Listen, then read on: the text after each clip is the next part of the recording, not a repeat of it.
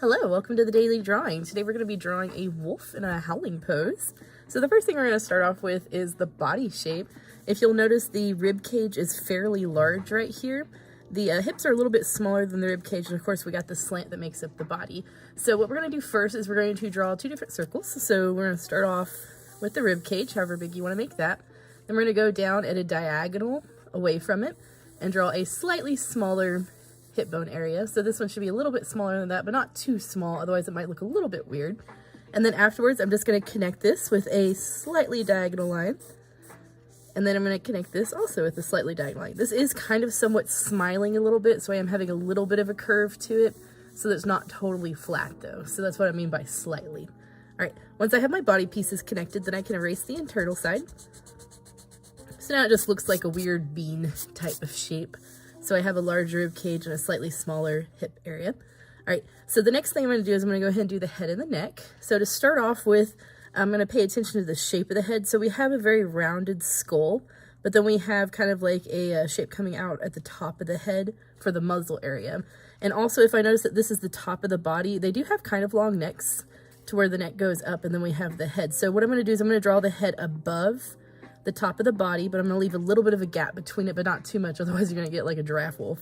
All right, so here's the body, so I'm going to go up. I'm going to draw a reasonable size head, not too big.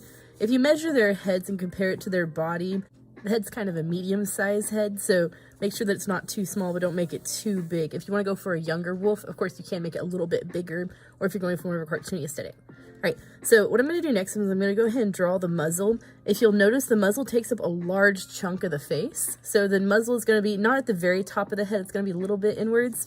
So I'm going to start, here's the top of the head. I'm going to start inwards just a tiny bit, not quite halfway because that would be too far down.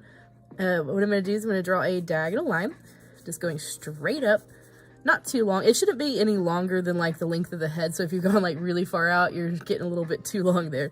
So just a reasonable amount out, at least half the head out. It can be a little bit longer than half a head out, but at least half a head out for this length here. And then what I'm going to do is I'm going to add a frown at the top. Then I'm just going to frown it down until it almost touches the head. Okay, so we have like a little bit of a gap between the head and this. And then what I'm going to do is I'm actually going to go ahead and draw the howling pose. So for the howling pose, what we're going to do is we're going to add a smile, a very sharp smile. So curve it up really fast like this. And then I'm going to go up until it gets close to the top, but not exactly at the top. It's going to get maybe like this close to it. So before you get to that line that goes even with the top of the muzzle, we're going to then frown it down.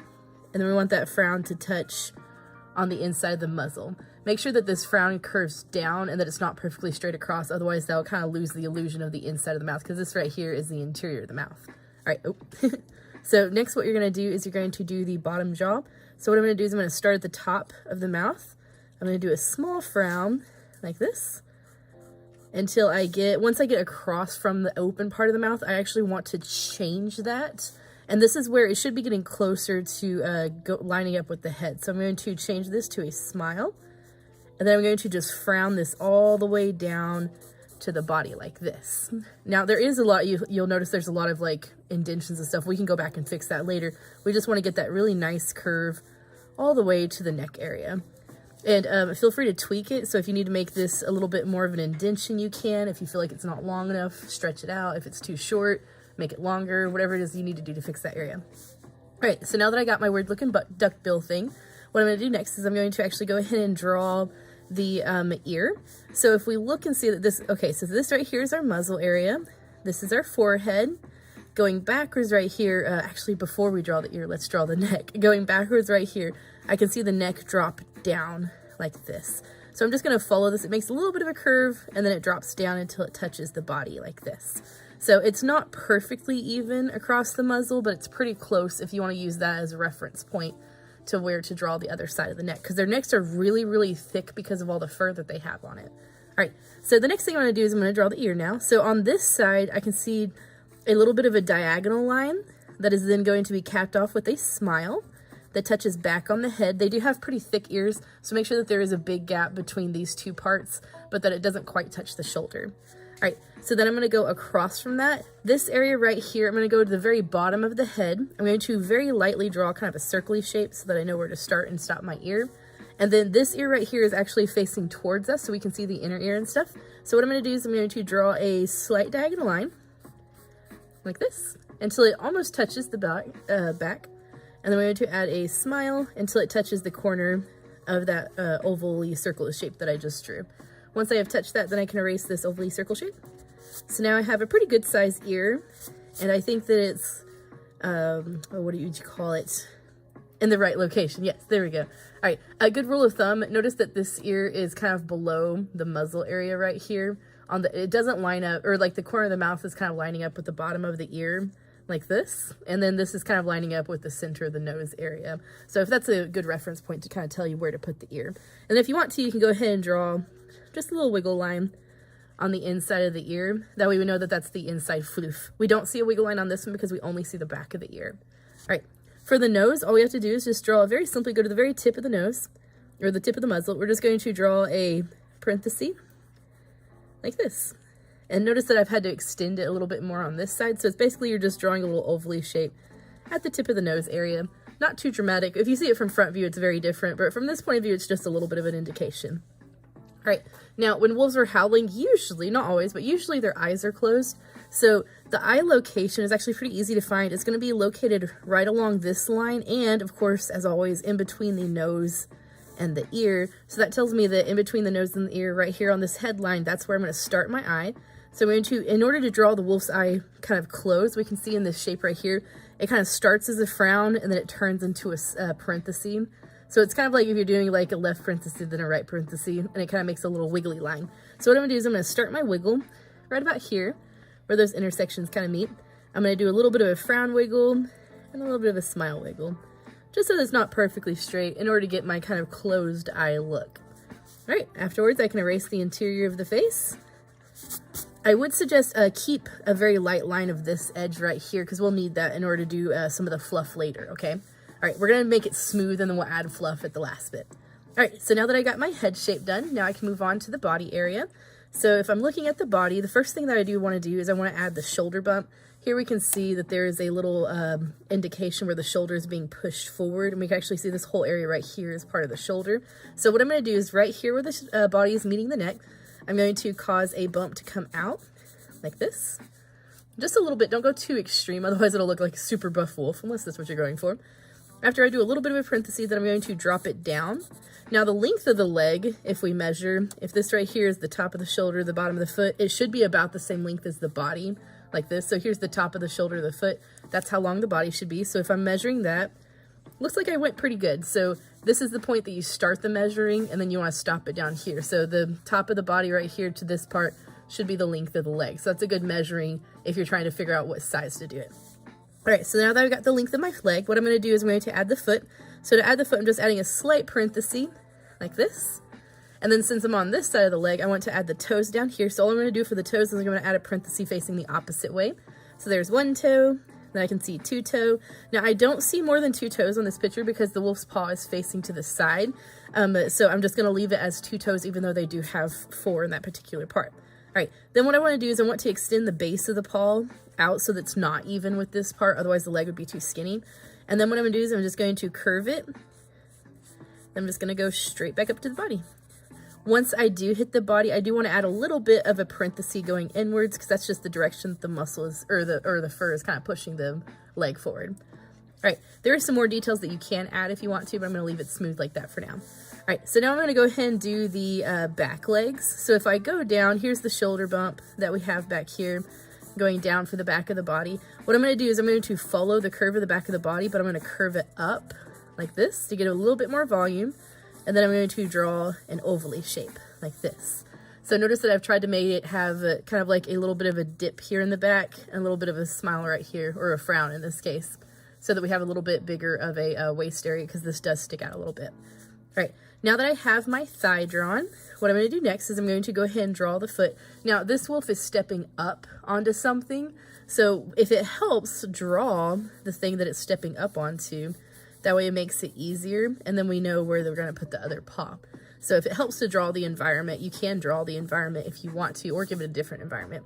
All right, so I want to measure the leg. So the leg should be the same length as this one. So I'm gonna get this leg measurement, slide it over. That's where I need to draw my paw to. So it looks like I eyeballed it pretty well. So it's the far down that I want. So after you draw your thigh, figure out where you're gonna stop your paw and put a little line. And then what we're gonna do is we're going to start off by drawing the paw itself. So the paw should be located below the thigh. So not perfectly even with the outer thigh. You wanna move in just a little bit, and that's gonna be where the paw is gonna line up at. And I'm going to start off with just a parenthesis, like this. And then I'm going to draw a slight flat line on the bottom.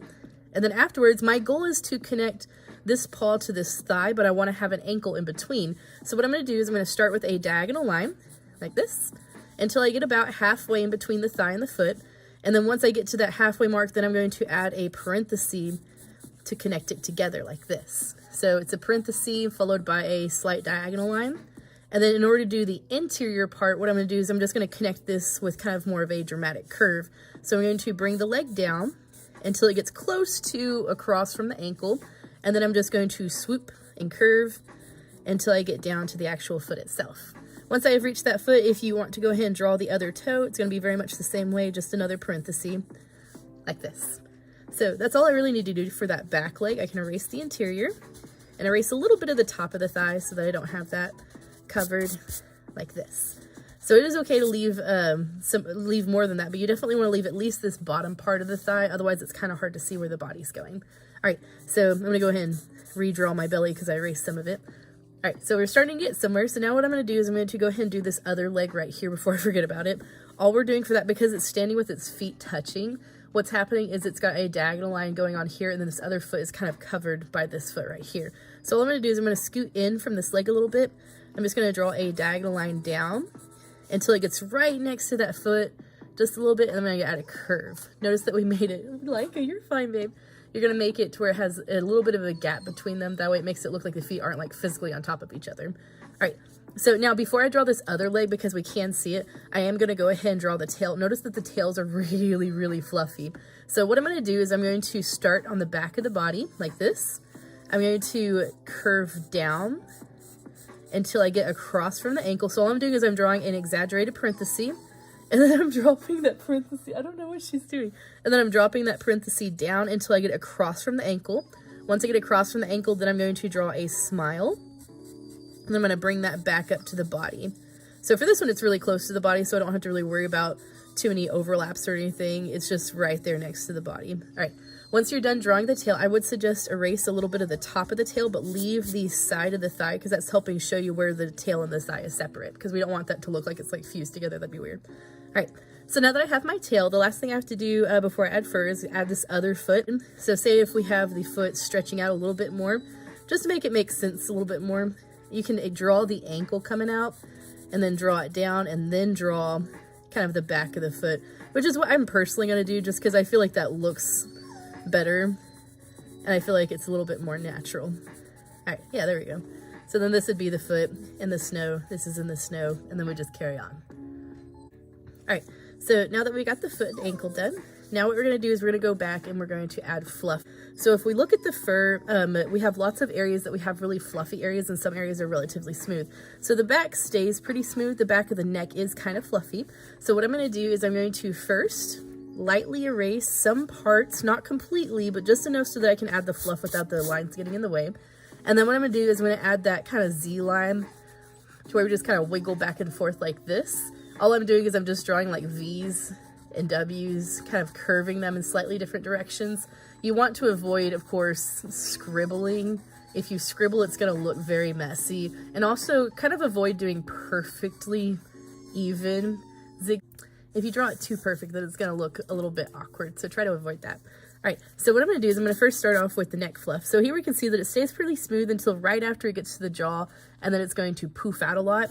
So what I want to do is I want to poof out further than what the neck was originally, because the fur would go on the outside of the body just a little bit to indicate that it was longer fur. So what I'm doing is I'm doing what, I don't know what it's called. I call it switchback. So I'm adding some Z's, and then every now and then I'm just adding individual lines. So I'm just kind of like fluffing out back and forth in this motion to where it's like I'm drawing a bunch of smiley faces, but I'm slowly curving it So some of them are fully connected and some are kind of more swishy. So it kind of depends on how you want it, but I like the look of kind of broken fur looks rather than all perfectly straight. So it's kind of up to you what techniques that you want to use. All right, so I'm going to continue adding some of these floofs, making some bigger, some fluffier, until I get down to where my shoulder is. Once I get to my shoulder, if you want to add a couple smaller floofs to the shoulder, you can, but this is where you really want that really floofiness. You also want to have some floofy on the back of the neck too, so I'm going to add a little bit of floofs. And then once I hit the body, this is very important. This is why I haven't erased the body line yet, is I'm going to add some floofs along that body line too, like this, just to help kind of show the indication of where the body's separate. And then I also want to add one more floof. If we look and see this little line right here, we want to add a little bit of a floof going up from that as well. And we also want to add some floofs on the neck, right here where the jawline was. Now, I would suggest adding a couple floofs on the inside, not too many, otherwise it's going to look like a weird lion wolf thing, and that's strange, but could be cool. All right, so now that I've added just a couple floofs in here, and you can add a few more if you want to, just don't go too crazy. Don't go too crazy. Something that is pretty distinct. Now this is a timber wolf, I think, or a gray wolf, one of the two. So something that's distinctive is it's kind of like eye mask thing going on. So we have a little bit of a swoosh right here connecting the eye to kind of like the edge of the jaw here.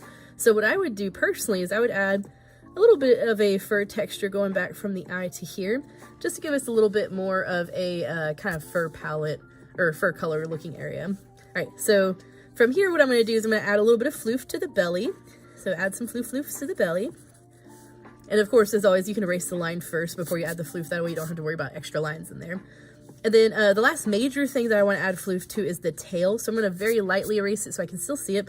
And then I'm going to add big floofs to the tail, just to make it look more fluffy, like this. All right.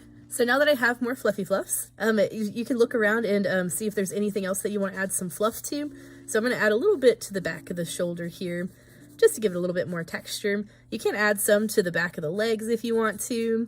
I wouldn't go too crazy on the back of the legs, otherwise it might start looking like super fluffy, but it's up to you. You can have a super fluffy wolf. All right, so I'm pretty satisfied with how it looks here. If you want to add more details, you definitely can, but I suggest before finishing it up, if the extra lines bother you, just get rid of any extra lines that you don't need. So this works pretty good as a stylized wolf.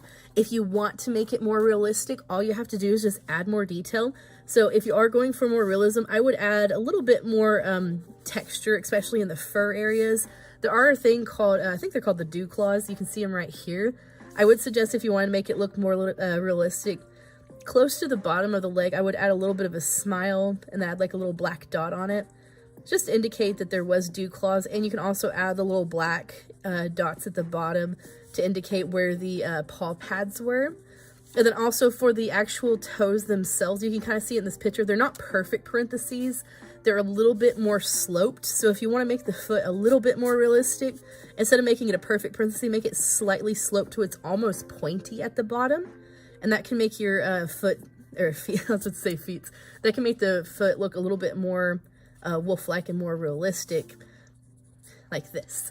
So I don't see any dew claws in the back. There's some like darker patches, but I don't have to worry about that. All right, so after you finish adding any small details or any small changes, like there are some warps and stuff that you can add, then the rest of it's just adding a little bit more texture and also adding the fur pattern, which I would love to see these colored or shaded, especially if you want to do kind of like your own fantasy mythical wolf, or like a wolf with its own patterns and textures and stuff to it, would be really cool. I really like whenever people come up with kind of their own designs for the wolf, like it has like its own unique markings and stuff. I always think that looks super, super cool. So it's kind of up to you what you want to go for. I'm just going to kind of stick with the picture here. I noticed that it has like a little eyebrow bump here, and we have a little bit of discoloration on the face.